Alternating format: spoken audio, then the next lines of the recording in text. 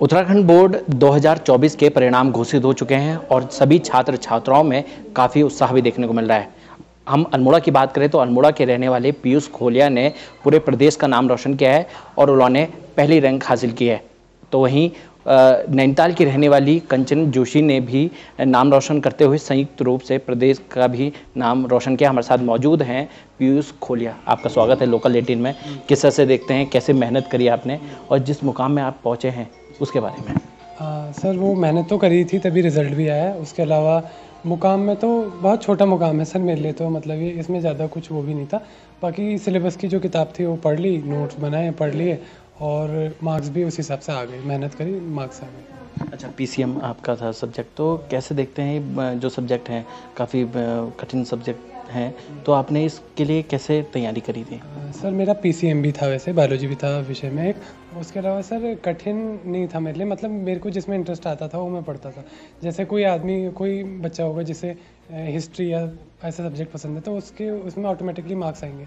तो जिन सब्जेक्ट्स में मेरा इंटरेस्ट था वही मैंने चूज़ किए थे। ऐसा नहीं था किसी के दबाव पे मैथ्स ले रहे हैं या साइंस ले रहे हैं। तो जो भी सब्जेक्ट थे वो मेरे अकॉर्डिंग ही थे और मेरे इंटरेस्ट के हिसाब से ही थे, इसीलिए इसमें मार्क्स आए। अच्छा पीयूष, कितने घंटे पढ़ाई करते थे? ऐसा कुछ हार्ड एंड फास्ट तो नहीं होता था सर, मतलब औसतन 7-8 मान सकते हैं। अच्छा, तो इसके साथ आपकी क्या क्या हॉबी रही है? हॉबीज़ में मैं पहले बैडमिंटन भी खेला करता था सर, और बैडमिंटन से भी बहुत डिसिप्लिन बिल्ड हुआ है मेरे अंदर। मतलब एक सर भी थे बैडमिंटन में हमारे, प्रशांत जोशी करके, उन्होंने भी बहुत डिसिप्लिन बिल्ड किया था मेरे अंदर। उनका भी बहुत योगदान है। और इसके अलावा हाँ जी, उनका थोड़ा ऐसा हो गया तो फिर बाकी उनका योगदान है बहुत।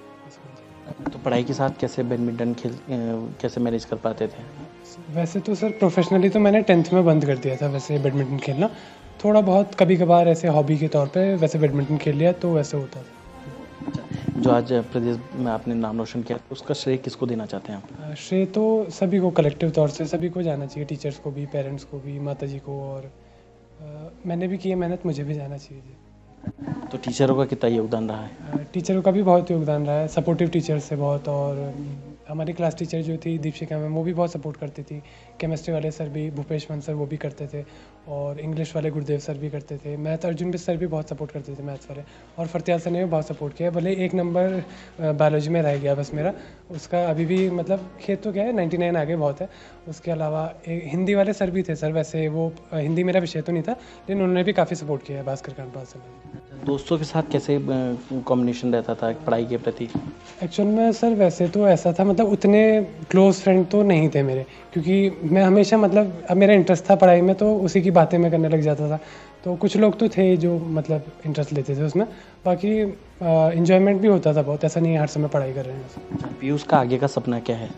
सपना तो अभी डिसाइड वैसे नहीं हुआ है, मतलब मोटा मोटा रिसर्च फील्ड में थोड़ा। अच्छा, जो आने वाले जो बच्चे हैं, भविष्य जो देखते हैं कि आगे जाके 12th में इतने मार्क्स लेके आए, उनके लिए क्या सुझाव देना चाहते हैं आप? उनके लिए कुछ नहीं सर, मतलब रट के मार्क्स नहीं लाना है, इंटरेस्ट लेना है पढ़ाई में और उसके बाद मार्क्स लाना है।